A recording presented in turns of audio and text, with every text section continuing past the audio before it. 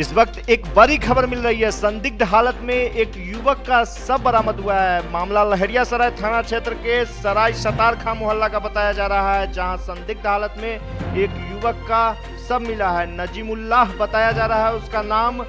आपसी विवाद की बात सामने आई है।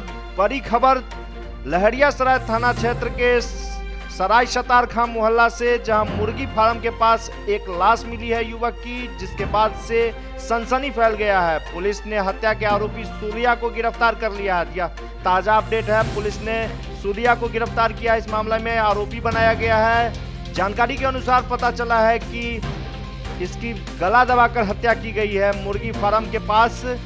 यह एक बड़ी खबर। पुलिस ने सबको कब्जे में लेकर पोस्टमार्टम के लिए डीएमसीएच भेजा है।